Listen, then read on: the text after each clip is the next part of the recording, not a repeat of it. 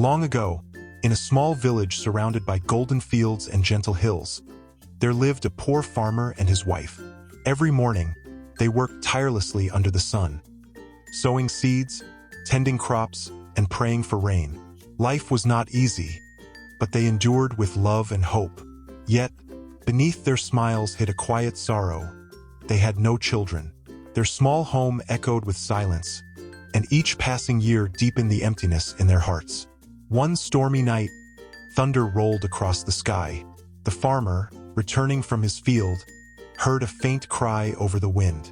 He followed the sound, his lantern flickering, until he found a tiny baby boy lying near the muddy path, wrapped in a torn cloth. The child was trembling but alive. The farmer's heart leapt. He lifted the baby gently, shielding him from the rain, and ran home. His wife gasped when she saw the bundle in his arms. "A baby?" she whispered.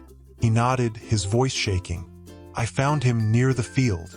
Tears filled her eyes as she held the child close. "Maybe," she said softly, "this child was sent to us." From that night on, the baby became their son. They named him Aarav, meaning peaceful. Their hut, once quiet and cold, now echoed with laughter and warmth. Years passed. Aarav grew into a strong, kind-hearted young man.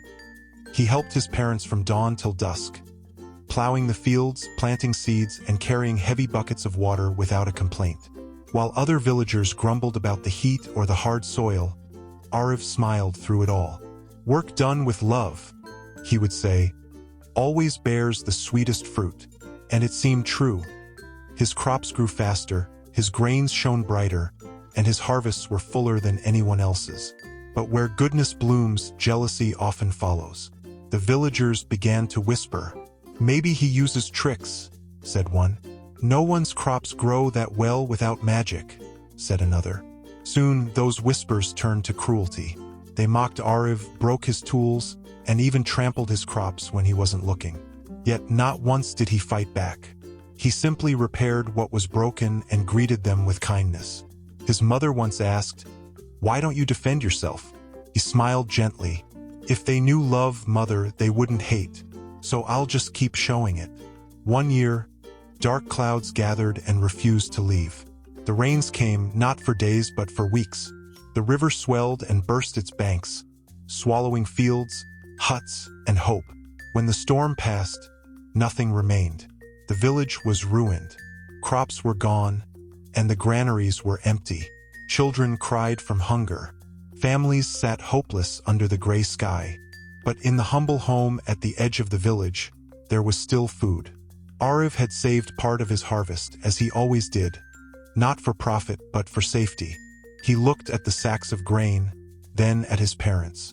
"We have enough to survive," he said softly. But they don't. That night, as everyone slept, Aarav cooked food quietly.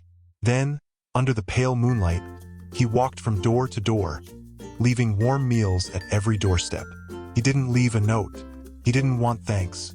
Every morning, the villagers awoke to find food waiting for them. Steaming rice, lentils, and bread enough for each family. Who could be doing this? They wondered. No one knew. But the kind act continued night after night. And still, by day, they insulted Aarav. They didn't know the same hands that worked the fields by day were feeding them by night. One evening, an old man who lived near the edge of the village couldn't sleep. Looking out his window, he saw a faint light moving through the dark, and then he recognized the young farmer carrying baskets of food. The next morning, he gathered everyone in the village square. "You fools," he shouted, his voice trembling with anger. "You mocked the very man who kept you alive. It is Aarav. He has been feeding you every night." A heavy silence fell. Shame burned through their faces. One by one, they approached Aarav's hut, not to accuse but to apologize. For the first time, they saw him not as competition, but as a savior. That evening, riders came bearing the royal seal. They carried an announcement from the king and queen. They had lost their baby boy years ago during a terrible storm, and after long searching, they had followed a lead to this very village. When the guards saw Aarav, they were struck by something familiar. They examined a birthmark on his arm, shaped like a crescent moon. the very mark described by the queen herself. Gasps filled the air. The farmer's wife wept, clutching her heart. The truth was undeniable. Aarav was the lost prince of the kingdom. Soon, the royal carriage arrived. The king and queen stepped down, their eyes full of tears. "My son!" the queen whispered, running forward. They embraced, weeping with joy. The villagers fell to their knees, terrified of punishment. The king, furious at their cruelty, raised his voice. "These people who mocked our son shall be punished." But before the soldiers could move, Aarav, now revealed as the prince, knelt before his parents. "Father, mother," he said softly, "if I could forgive them when I had nothing, how can I punish them now that I have everything?" The king and queen stood in silence, humbled by his words. The villagers cried, not from fear, but from the weight of their guilt.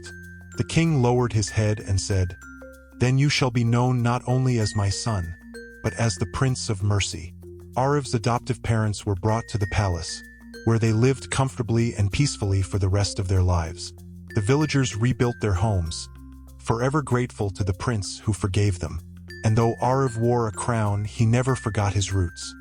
He still visited the poor, worked with farmers, and reminded everyone of one truth: cruelty and jealousy may rise like storms, but they always pass. What remains is kindness, because kindness never fails.